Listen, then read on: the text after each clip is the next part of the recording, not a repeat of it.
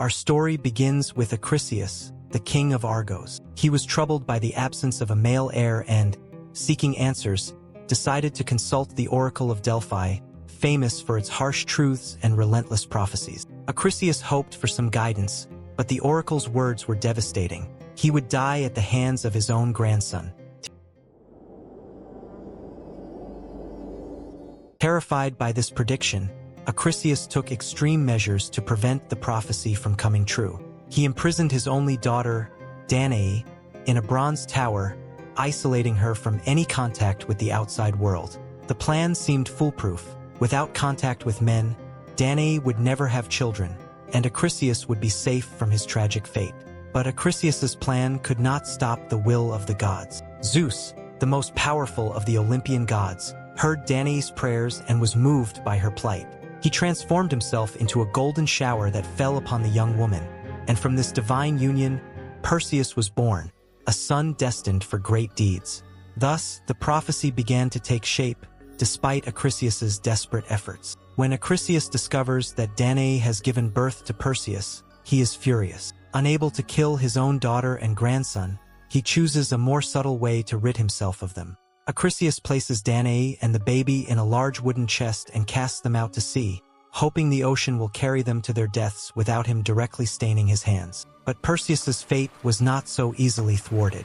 Poseidon, the god of the seas, with Zeus's help, guides the chest through the raging waves to the island of Seraphis.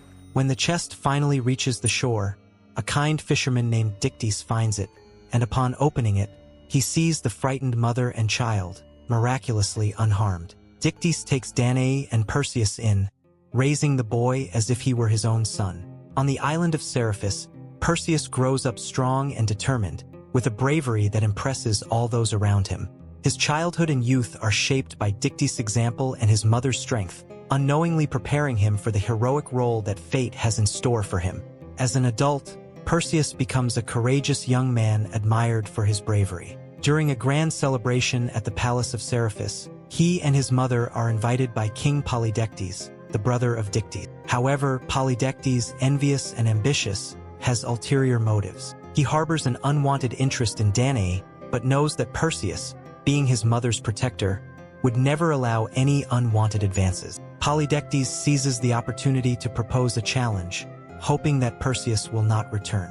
He suggests that Perseus bring back the head of Medusa, the most feared mortal in Greek mythology, whose gaze turns anyone to stone.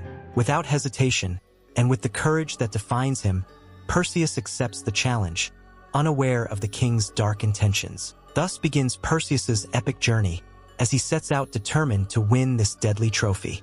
But he is not alone. Athena and Hermes, impressed by his courage and dedication, decide to help him. Perseus will receive valuable gifts from the gods and divine guidance to face what will be the greatest challenge of his life. To find Medusa's lair, Perseus needs to locate the Graeae, Medusa's sisters, who share a single eye between them and know the location of the cave where Medusa lives. Cleverly, Perseus takes advantage of this peculiarity.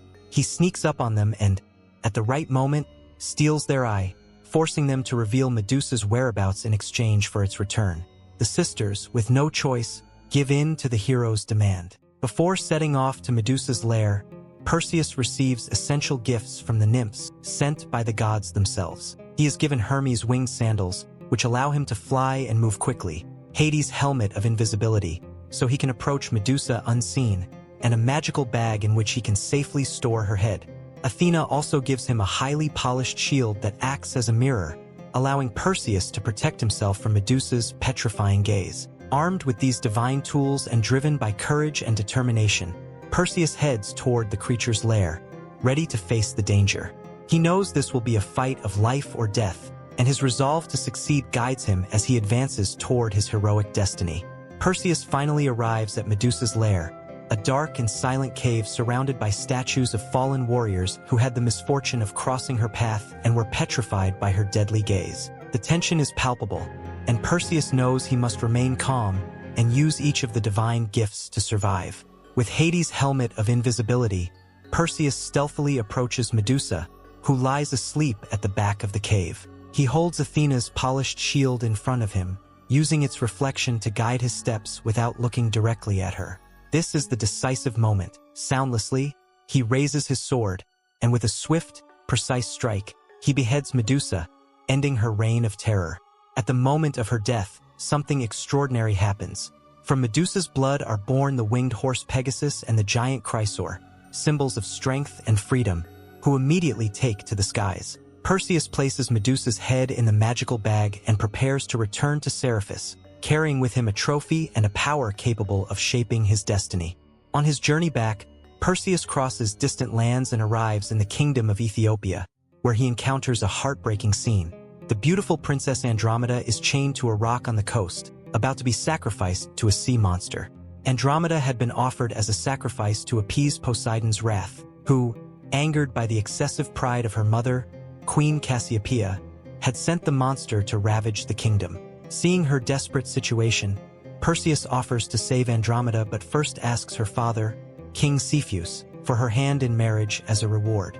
With no other options and impressed by Perseus's bravery, Cepheus agrees. Perseus then flies into battle against the monster, using his winged sandals and skill with the sword.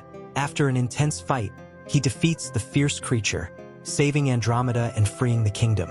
Perseus and Andromeda return to the palace, where the people greet them with joy and gratitude.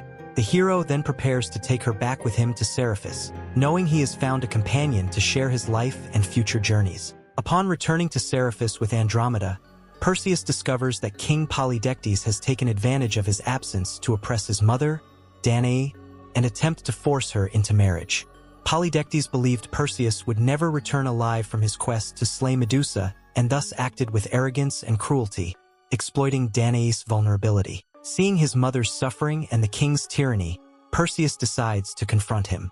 He enters Polydectes' throne room, where the king and his followers laugh and boast. In a firm, decisive gesture, Perseus reveals Medusa's head, which he carries in the magical bag. Upon gazing at it, Polydectes and all those beside him are instantly turned to stone, a punishment for the oppression and disrespect they inflicted upon Danaë. With Polydectes' end, Perseus crowns Dictys, the kind fisherman who took him in, as the new king of Seraphis. The island celebrates its newfound freedom, and Perseus, now accompanied by his mother and Andromeda, prepares to depart, carrying with him the respect and gratitude of all for his heroic deeds. Perseus' story is a true lesson in courage, honor, and determination in the face of unimaginable challenges. He shows us that despite difficulties and even the looming shadow of a threatening prophecy, it's possible to move forward and face destiny with bravery.